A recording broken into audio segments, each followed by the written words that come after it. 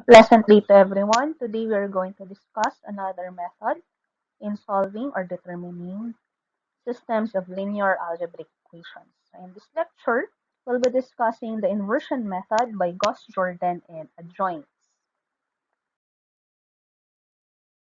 So before we start, let us review the different classifications of a matrix. So previously, we have discussed that singular matrices are square matrix having determinants equal to 0, while those square matrices that will not have determinants, that is non-zero or a non-zero determinant, is what we call a non-singular matrix. Okay?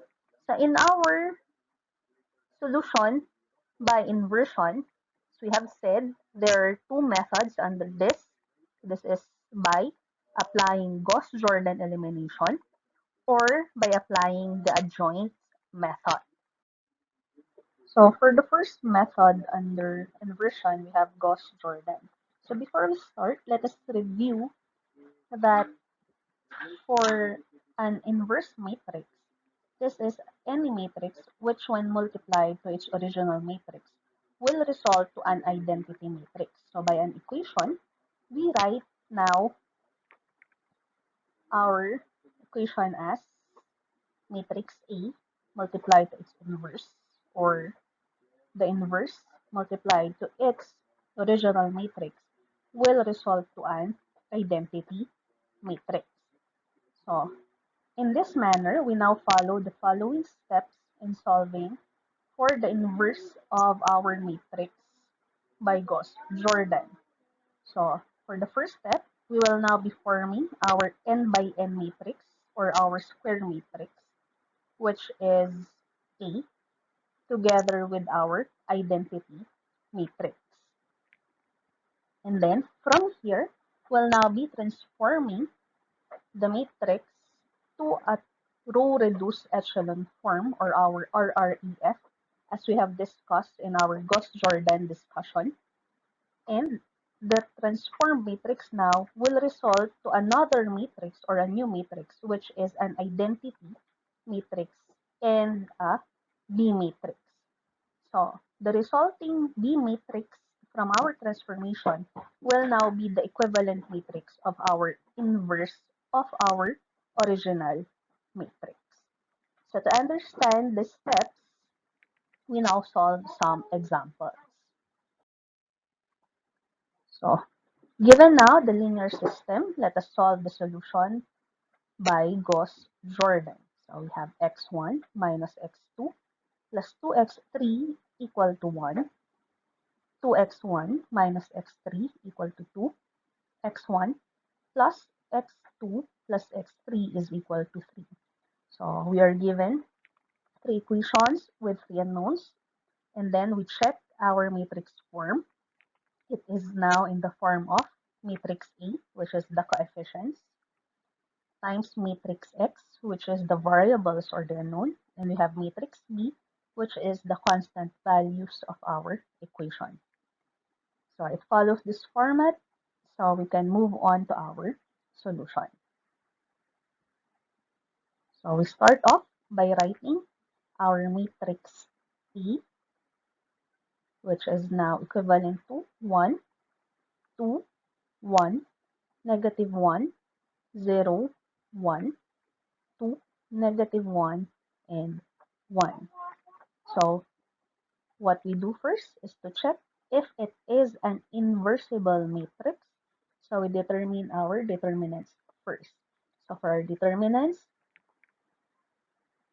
using now Saru's rule, we have 1 times 0 times 1, 0. Negative 1 times negative 1 times 1 is 1. 2 times negative 2 times 1 is 4, minus our upward multiplication. So 1, 0, 2 is 0. 1, negative 1, 1 is negative 1.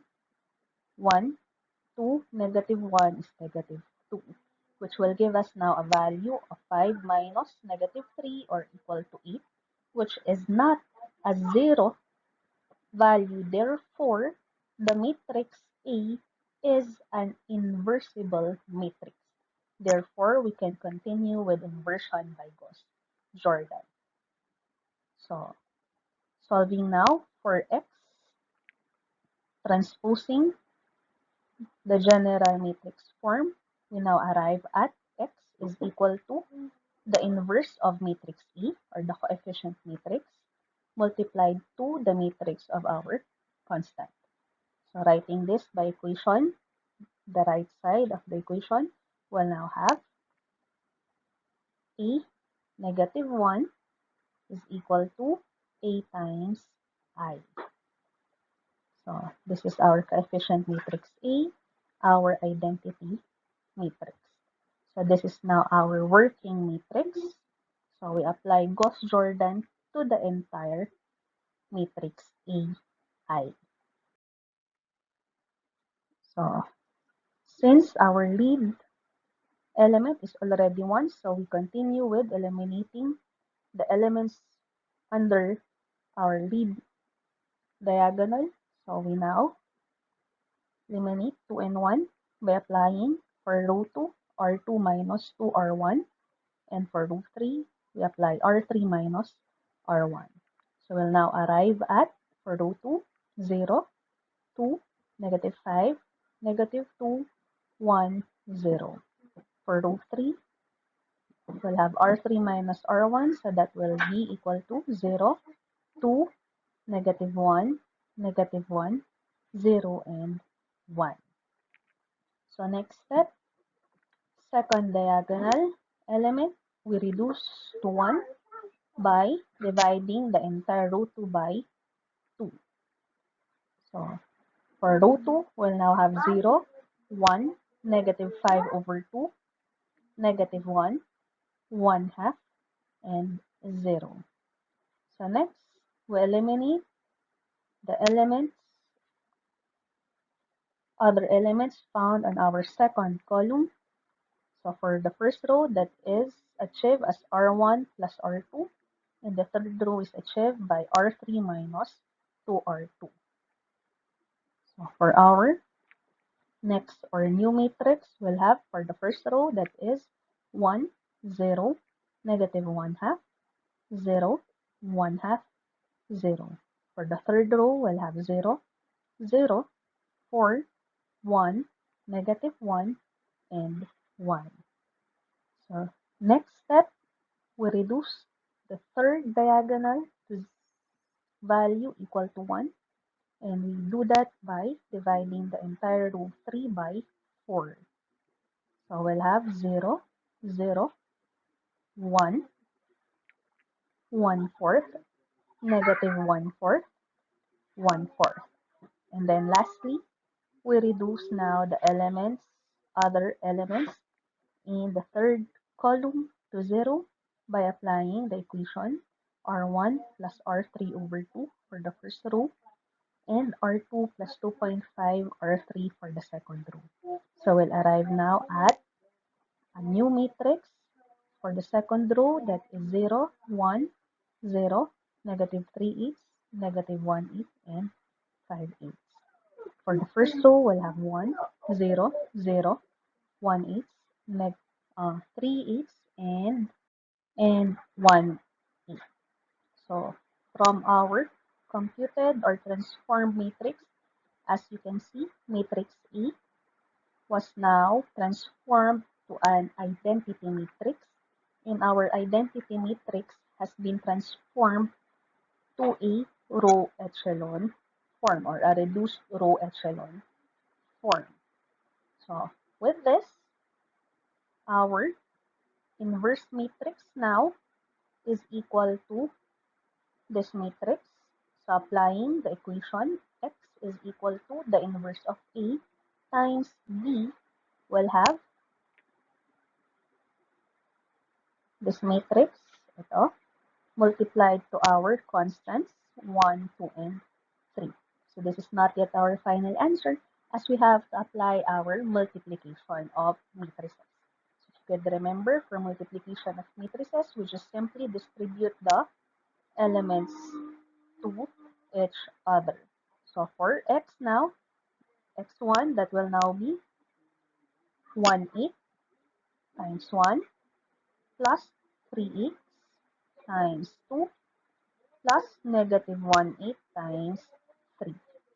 Then for x2, that will now be negative 3/8 times 1 plus negative 1/8 times 2, 5/8 times 3. And lastly, for the third row, that's 1/4 times 1 times negative 1/4 times 2 plus 1/4 times 3. Or simplifying, the values now of our variables x is equal to 1.25, 1.25 also for x2, and for x3 that is now equal to 0.5. Okay, so for the next method for inversion, we now apply our adjoints, or what we have already discussed in our previous discussions in module 2. So as a review, the inverse of a matrix A is computed simply as the ratio of the adjoint of that matrix and its determinant. Or by equation, the inverse now of matrix A, or A raised to negative 1, is equal to its adjoint divided by its determinant. So with that, let us try solving again the same example that we have, but instead of using Gauss-Jordan elimination, we'll now be applying our adjoints. So again, our equations for the system is x1 minus x2 plus 2x3 equal to 1, 2x1 minus x3 equal to 2, x1 plus x2 plus x3 equal to 3. So again, it follows our general form of the matrix Ex equal to B1. So for our solution, we again write our matrix A, or the coefficient matrix. So we solve for our determinants since we are going to use this value later on for the inverse value. And we have computed it as positive 8. So it's less than 0. So we have proven it is inversible. So to solve for x, that is equal now to inverse of A times B. So for the inverse of A, that will now be by adjoint is equal now to the adjoint of the matrix A, or the coefficient matrix, divided by the determinant of matrix A. So to solve now for the adjoint, we now solve first for our cofactors. So for our cofactor, we now have for A11, that is solved by solving the minor matrix of A11. So that will now be 0, 1 minus 1 times negative 1, or that is equal to 1. And take note of our sign convention again, so it's positive. So next, we have A12, so minor matrix of row 1 and column 2. So that will now be 2 times 1 minus 1 times negative 1, which is 3. But the sign convention for the cofactor is negative. And then for A13, so we solve for the minor matrix of row 1, column 3. So A13 now is equal to 2 times 1 minus 1 times 0, or that's positive 2. And the sign convention is positive. So let's move to the second row. So for the second row, we have A21. So we eliminate row 2 and column 1. So we'll have negative 3, but the sign convention for A21 is negative. Okay, so next we have A22.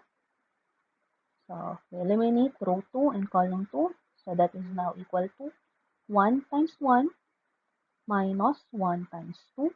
So that's equal to negative 1. And the sign convention for A22 is positive. Then we have A23. So eliminate row 2, column 3.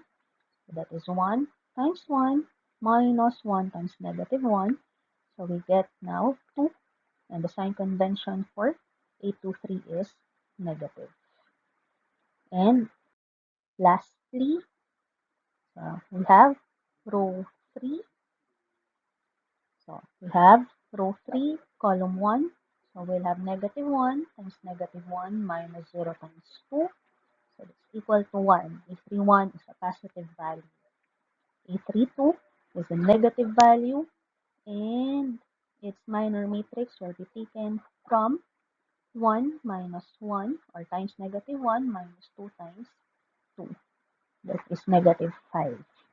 And then lastly, we have A33. So eliminate row 3 and column 3. So this is a positive value for A33. And the minor matrix is equal to 1 times 0 minus 2 times negative 1, which is 2. So writing now our computed cofactors in our matrix form. So that's 1, negative 3, 2, 3, negative 1, negative 2, 1, 5, 2. So the adjoint is simply our transpose. So the rows becomes our columns. And for our inverse, that is simply equal to the adjoint divided by the determinant. So for our inverse, that will now be 1 over 8, 3 over 8, 1 over 8, negative 3 over 8, negative 1, 8, 5, 8, 2 over 8, or that's 1/4, negative 2 over 8, and 2 eighths. So you can see this is the same value as we have computed using Gauss-Jordan. Okay, so with that, we apply again our equation for x, that's inverse of the matrix A times the coefficient or the matrix of the coefficient. So we'll have now the matrix or inverse matrix times 1 to 3. So same process, apply our multiplication method. So we'll arrive at x1 equal to 1.25, 0.25, and negative zero point 0.5. So we have been able to solve for the same values using the two different methods. Okay, that's it for inversion by Gauss-Jordan and adjoints. So thank you for listening.